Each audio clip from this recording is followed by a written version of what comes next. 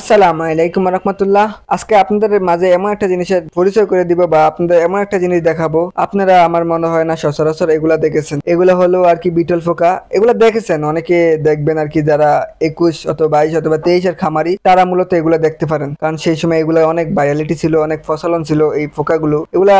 ফোকাগুলো সেই সময় আর কি 2022-23-এর মধ্যে এগুলা 2022-23-এর মধ্যে বিটল ফোকা আর ব্ল্যাক সোলজার ফ্রাই এই পোকাগুলো বেশি প্রচলন ছিল। এগুলা দিয়ে দেখাইতো আর কি বিভিন্ন খামারিরা খাবার খরচ 50% কমিয়ে লাইছে অথবা 80% কমিয়ে লাইছে, ফিট কোনো প্রয়োজন নাই, এগুলা দিয়ে পুষ্টিমান এবং সবকিছু ঠিকঠাক রাখতে আছে। এই কারণে মূলত সেই সময় থেকে আমি অল্প কিছু পোকা আর কি আনছি, আইনা আর কি এক্সপেরিমেন্ট করছি। আপনারা জানেন আমি সবকিছু অল্প অল্প দিয়ে শুরু করি, এই কারণে মূলত অল্প কিছু পোকা আইনা আমি দেখছি এগুলাতে কি রকম লাভ এবং কি রকম ফলাফল পাওয়া যায়। এখন এগুলা দিয়ে আসলে কি খামার চালানো সম্ভব কিনা এবং 50 থেকে 80% খাবার কমানো যায় কিনা, আমি এগুলা লালন পালন করে দেখলাম। এগুলা দিয়ে মোটামুটি পুষ্টির মানটা আর কি ঠিক থাকা যায়। এগুলা থেকে 70 থেকে 75% প্রোটিন পাওয়া যায়। এগুলা দিয়ে মূলত আপনার প্রোটিনের যে চাহিদা মুরগির অথবা যেটাই বলেন আপনারা, সেগুলা চাহিদাটা পূরণ করা যায়। এগুলা দিয়ে খামারের খাবার খরচ কোনো রকমই কমানো যায় না। এই পোকাগুলো বেশিরভাগ যারা শৌখিন মুরগি বা শৌখিন প্রাণী অথবা শৌখিন কোনো পশু পাখি লালন পালন করে, তারা মূলত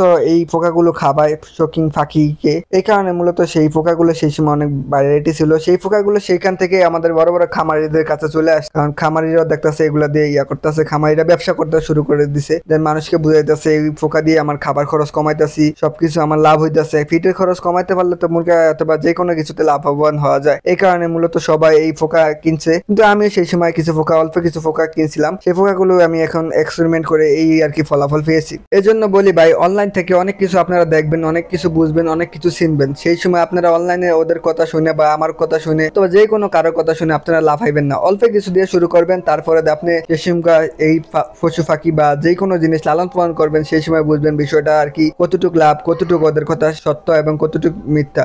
অনেকে অনলাইনে সত্য কথা বলে, মিথ্যা কথা বলে, এটা আপনার যাচাই করার জন্য আপনি অল্প কিছু কিনে আনবেন, তাদের কাছ থেকে কিনেন। আর যার কাছ থেকে কিনেন অল্প কিছু কিনে আপনি এক্সপেরিমেন্ট করবেন এগুলা দিয়ে আসলে কি লাভবান হওয়া যায় কিনা, আসলে কি এগুলা দিয়ে ব্যবসা করা এবং আপনি স্বাবলম্বী হতে পারবেন কিনা, এটি আপনি আগে পরীক্ষা নিরীক্ষা করবেন। আমি সর্বপ্রথম অল্প কিছু ফাঁকি এনে পরীক্ষা করছি, আমি এত বেশি ফাঁকি আনি না, সেগুলা থেকে এক্সপেরিমেন্ট করে এই অবস্থা আসছি। এগুলা দিয়ে এক্সপেরিমেন্ট করে দেখছি আমি এগুলা কি রকম ফলাফল পাওয়া যায়। আলহামদুলিল্লাহ, ফাঁকি দিয়ে আমি দেখছি ভালো ফলাফল পাওয়া যাইতেছে, আমি ভালো ফলাফল পাবো এবং এগুলা খাবারের এবং ডিমের চাহিদা কি রকম এগুলা দেখছি। সেখান থেকে এখন আলহামদুলিল্লাহ আমার এখন ছোটখাটো একটা খামার আছে। এই কারণে বলি ভাই, আপনারা যেটাই শুরু করেন অল্প কিছু আনিয়ে শুরু করেন, এতে আপনি ভালো ফলাফল পাওয়ার আশা করতে পারেন। এগুলা দিয়ে যদি আপনি দেখেন এগুলা দিয়ে আপনি সর্বপ্রথম কিনে যদি দেখেন, আপনি আলহামদুলিল্লাহ এখন লাভবান হতে আছেন। তারপরে আস্তে আস্তে বাড়াইবেন। তো এটা আপনারা চান বড় লোক হয়ে যেতেন, বড় খামারি হয়ে যেতেন, আপনারা অল্প অল্প দিয়ে শুরু করবেন, তারপরে আস্তে আস্তে আপনারা বড় হতে পারবেন। তো যাই হোক, আপনারা সকলে আমার জন্য দোয়া করবেন। আজকের জন্য এখানে সমাপ্ত। আসসালামু আলাইকুম।